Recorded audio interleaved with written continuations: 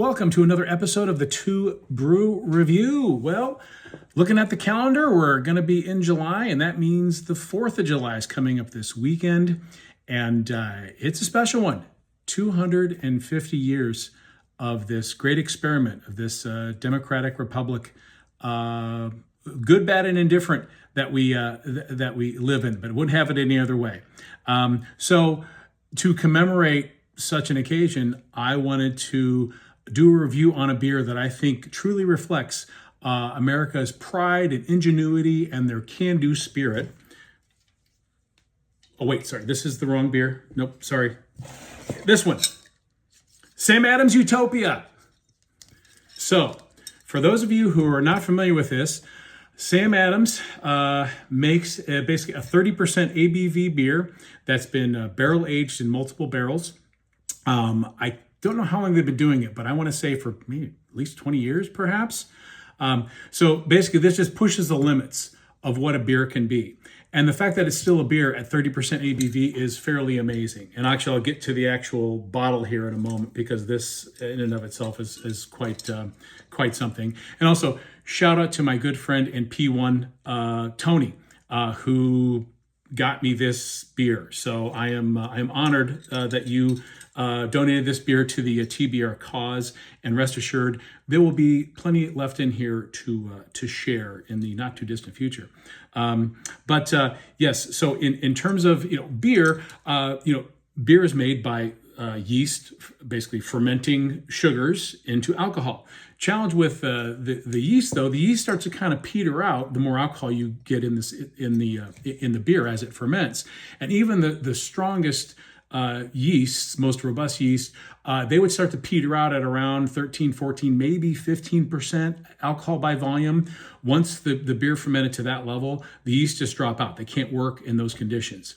However, the fine folks at Samuel Adams started to monkey with different yeast strains, and I think this uses multiple yeast strains. But the one in particular that is nicknamed the Ninja yeast has the ability to continue to ferment past that 15% barrier. In fact, this comes in at 30% ABV, but it's still brewed, so it's still technically a beer. Because normally to get past that 14, 15% mark, then you got to turn to distillation, and then you no longer have beer. You now have a liquor. In fact, this beer is still outlawed in 15 states because the alcohol content is too high. Even though it's a fermented beer, there are 15 states, and you'd have to Google what states they are, will not sell this because of their fuddy-duddies. So, but their loss, my gain. So in addition to the proprietary yeast, I believe they also, and I said there's other yeast, including champagne yeast. I believe they use in this as a finisher. Then they barrel age and blend this, and each year they blend differently. And this tag kind of gives some of the information on here. And this is the 2025 version. Let's see, what do we have in here? They use Irish whiskey barrels.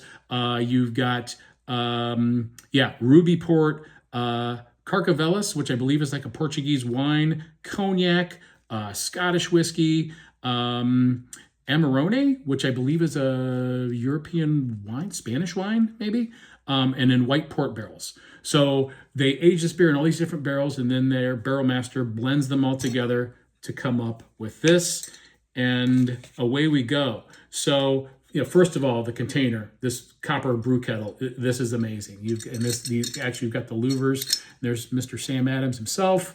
You've got on the bottom here, this is ceramic. And on the bottom, it shows you, what, because they only make so many of these. They're very hard to come by. I think Tony had to donate a kidney to score one of these. And it's got this, screw top. And, there's a cap. Although there's really, there's no carbonation to this. So, there's zero carbonation.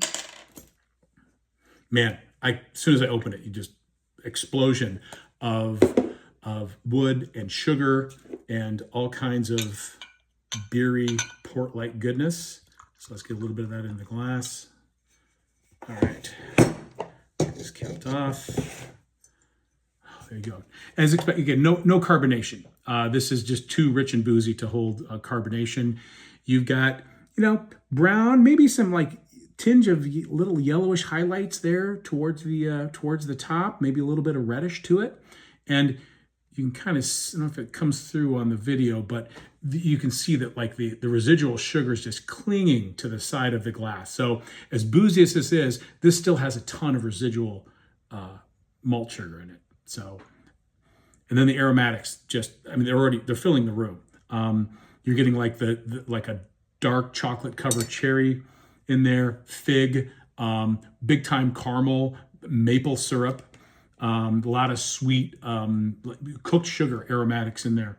Also getting a nice little hit of vanilla, and definitely getting some oak from the barrels, and even getting a little bit of baking spice, almost like a bourbon like baking spice aromatics to it. Cheers.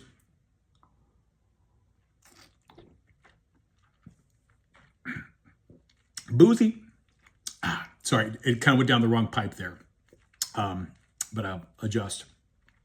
So, as one would expect, rich and viscous, the mouthfeel on it, and plus, obviously you can feel the heft of the booze. It's just, I can feel it all going down all the way. Again, it's like a bourbon in terms of the booze burn. But here come those dark fruits again. Again, I get that, the cherry, the dark chocolate, the fig, raisins, and then again, caramelized sugars. Getting a ton of those. You're also getting a nice malt character in there too. I'm definitely picking up on like the barley malt.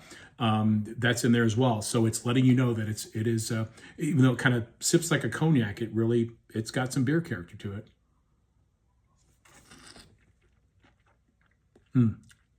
Yeah. Again, the richness of it, the mouthfeel, the warmth as it goes down. I mean, it just really hits the spot. Long finish as one would expect, and I'm getting that hop tickle in the back of the palate. Once again, it's letting you know that this is a beer. So I'm getting a nice like a clean hop profile in the background, and I'm also getting more of that charred oak character, like the tannins you get from charred oak. Those are in there as well. Again, they're kind of in the background, but they're definitely there. So yeah, this reminds me of a port, but it's got the malt character, great mouthfeel. I mean, again, you can sense the beer character in there. Every sip, I think, is going to bring a different different flavor to the party. So this is just going to have layers and layers of complexity to it. Absolute world-class sipper. First time I've had it, blowing my socks off. This is definitely one kind of a trophy beer that you want to share with your friends, because there ain't no way you're going to get through this. I think this is about I think it's a pint and a half. It's 750 milliliters. So good luck getting through one of these on your own. Definitely something to share and commemorate, say, the 250th birthday of the country. So there you have it.